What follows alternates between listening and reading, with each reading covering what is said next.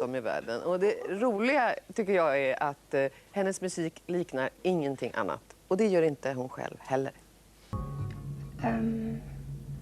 I can tell you one thing about Iceland, that because it was very poor for about 800 years or something like this, when it was a Danish colony, not only it was very hard to live there because of the cold and all that, also they were taxed very heavily and treated very badly by the Danish. We were just taught to work 24 hours, and people would eat and they would still not stop working. So, and this we didn't stop until this century.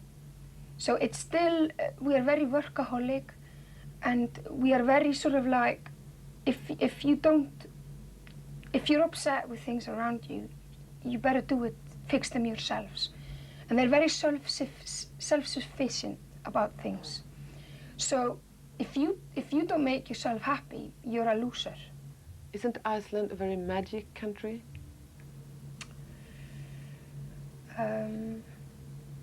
I don't think so. I think it's in your head where the magic is, you know. And for me, Iceland is the most magical place on earth, but I think it's got a lot to do with it's my home, and I love it very much, you know. But don't the elves have a lot to say in Iceland? Yeah, but I think maybe, I mean, being such a rational person born in the in the rational times, I think it's a more complex thing than that. Than it's just a country and there's elves that live there as well. So what we got is we got the extremes. We got people who they're building big highways, but building around rocks, so not to upset the elves. Yeah, that is really true. Yeah, so we got, say like Sweden was 500 years ago, if then they had suddenly had mobile telephones and BMWs and satellite TV, so we got the extremes meeting. So we still got the myth and the folklore, you know, and I actually like this very much, you know. Are the women especially strong in Iceland? I think maybe women in Iceland are similarly strong as in Scandinavia. I find them quite strong compared to the rest of the world, at least England. You know, it's the whole Viking thing, I guess.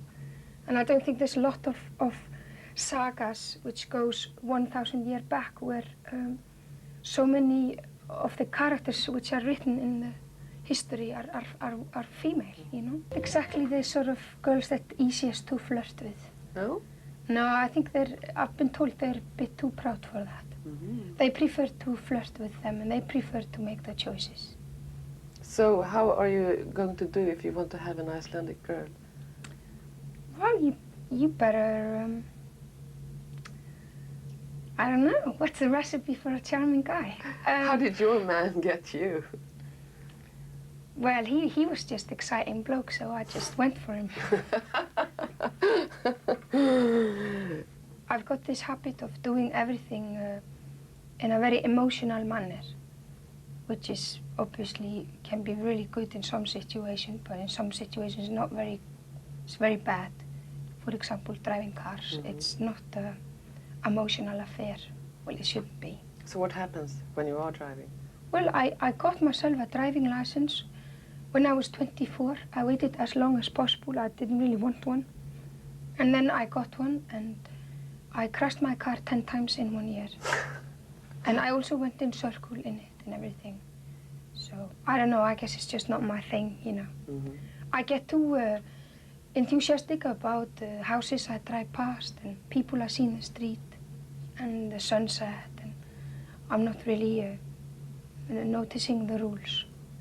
But I think I'm just an typical example of a child, of someone like this, where I'm more sort of like that.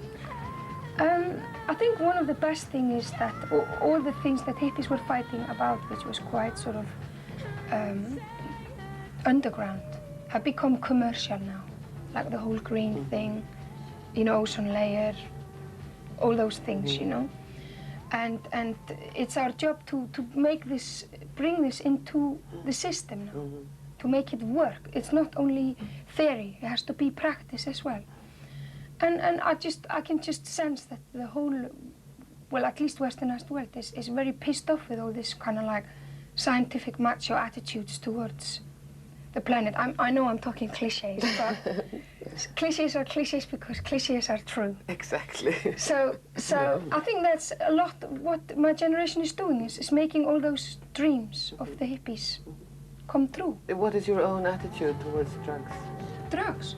I think they can be good if they're used in the right way.